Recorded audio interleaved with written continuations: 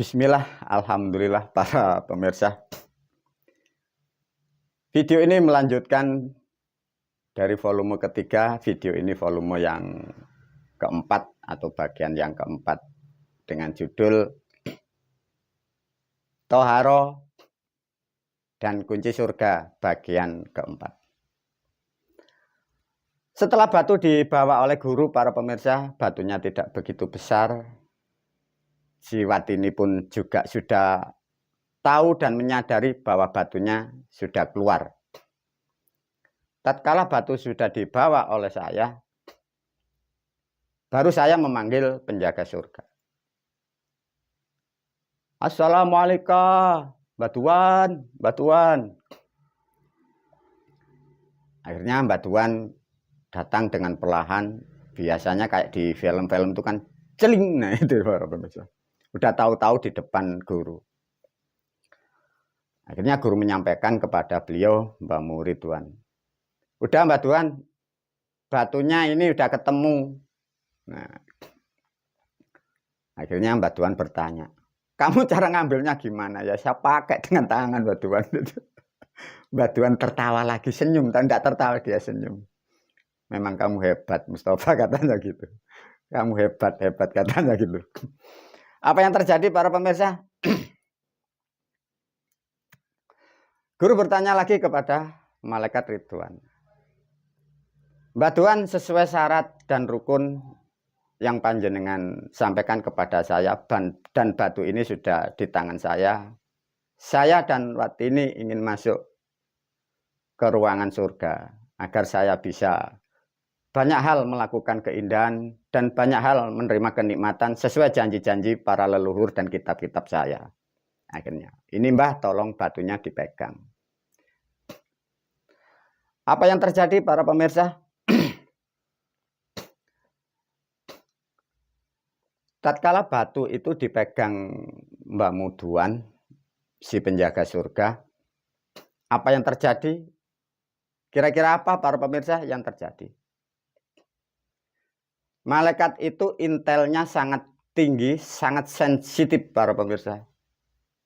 Intel itu kecerdasan menganalisa. Tatkala batu dibawa beliau, akhirnya dipeganglah di tangannya beliau. Jadi malaikat itu punya tangan para pemirsa. Apa yang ditanyakan malaikat Ridwan dengan saya? Mustafa, apa Mbak Tuan? Seingat saya, batu Sulaiman ini dulu dibawa Kanjeng Sulaiman turun ke bumi, itu besar. Lah sekarang kok jadi kecil? Ini gimana asalnya? Akhirnya guru menerangkan. Sejak awal di dunia itu memang agak besar Mbak Tuan. Karena tidak tahu kemarin itu tertelan itu gara-gara tertelan itu di kelamin Watini itu jadi kecil. Oh gitu ya sudah. Langkah yang kedua, intel, sensor, analisa malaikat itu sangat peka para pemirsa. Apa ya Pak? Cek yang kedua apa batunya itu? Batu itu dicium oleh malaikat Ridwan para pemirsa. Bayangkan para pemirsa. Batuan ini batunya dicium. Saya dengan Watini sambil berbisik-bisik. Tin, coba batu surga itu Tin. Dicium sama Mbak Muduan. Kira-kira deteksi indranya sampai di mana?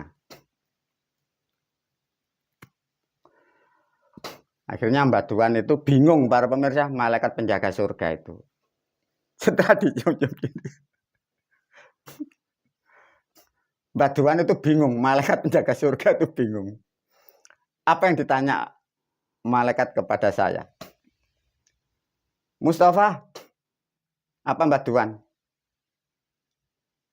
Seingat saya, setahu saya, semua batu yang dari surga itu wangi dan harum. Nah, guru bertanya, lah kenapa Mbak Tuan batu ini kok apakah tidak harum? Ini loh, baunya batu surga ini kok kayak gini. Ini bau apa, Mustafa? Ya enggak tahu, enggak tahu, Mbak Tuan. Faktanya loh seperti itu. Malaikat Ridwan tuh bingung para pemirsa kena batu surga itu. Akhirnya guru memberi cerita banyak kepada Mbak Tuan. Gini loh Mbak Tuan. Batu yang panjenengan bawa itu memang waktu pertama keluar dulu, miliaran tahun itu turun ke bumi agak besar. Lantas dibawa beliau Kanjeng Sulaiman agak mengecil dan diberikan saya lebih kecil. Dan setelah tertelan di kelamin mati ini, itu lebih kecil lah. Lah untuk bau, ya memang baunya seperti itu para pemirsa. Nah ini loh Mbak Tuan, di alam dunia bagi bangsa manusia yang mempercayai kitab, batu itulah yang disebut Hajar Aswad. Nah dulu mungkin harum, mungkin sekarang ya seperti itu. Lah tapi saya tidak ngerti Mbak Tuan, kalau di alam surga, di alam gaib seperti ini, batu ini namanya apa? Di dunia itu ditulis oleh leluhur kita, itu diberi nama batu Hajar Aswad. Karena yang membawa seorang wanita, maka di situ adalah Wattini Wazaituni. Di surga ini kira-kira namanya apa? Di dunia namanya Hajar Aswad. Akhirnya Mbak Tuan memberi bahasa. Gini aja loh Mustafa. Kalau di dalam kitab leluhurmu mungkin ditulis dengan Hajar Aswad.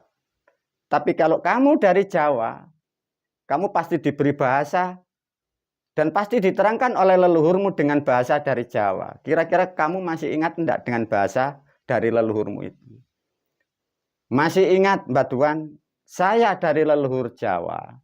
Batu surga itu namanya batu hitam.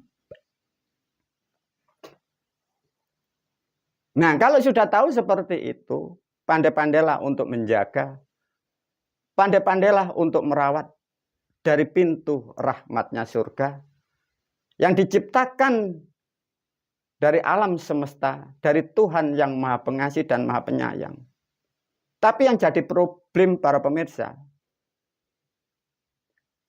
aromanya itu loh yang jadi problem. Lantas setelah disampaikan guru dengan bahasa Jawa, guru menyampaikan kembali kepada Mbak Tuan. Dan Mbak Tuan sudah saya sampaikan, kalau di Jawa namanya watu hitam, ya, watu hitam, ya, bukan batu, ya, watu hitam. Di dalam kitab namanya Hajar Aswad. Nah, batu ini sudah panjenengan bawa, Mbak Tuan. Untuk aroma dan harumnya, saya tidak bisa memberi minyak. Tolong itu kewajiban Anda. Tapi batu surga ini sudah panjenengan bawa. Bolehkah saya masuk lebih dalam ke surga itu? Mbak Muduan tuh bingung. Ini batu baunya kayak gini, apa bisa masuk surga? Udahlah Mbah. Tadi syaratnya itu kan tidak diterangkan. Syaratnya batunya itu kan harus harum dan wangi. Syarat dan rukunnya yang penting kan ada batunya. Dan batu sudah saya berikan kepada panjenengan Mbak Tuan. Mau dan tidak mau panjenengan harus komitmen dengan apa yang panjenengan sampaikan kepada saya. Tatkala ada syarat batu itu saya boleh dan masuk ke dalam tempat ruangan surga. Akhirnya dengan kecerdasan guru akhirnya Mbak Muduan mempersilahkan boleh. Ya Mustafa, silakan. Biar batunya saya yang pegang dan nanti saya yang akan meletakkan di tempatnya. Sebelum saya masuk ke surga, saya pesan kepada beliau, Malaikat Ridwan. Mbah, setelah saya masuk, batu itu jangan dicium-cium lagi loh Mbah. Itu di alam surga tidak ada bau seperti itu. Wabillahi taufik wal hidayah, waridho wal inayah. Para pemirsa, berbahagialah Anda.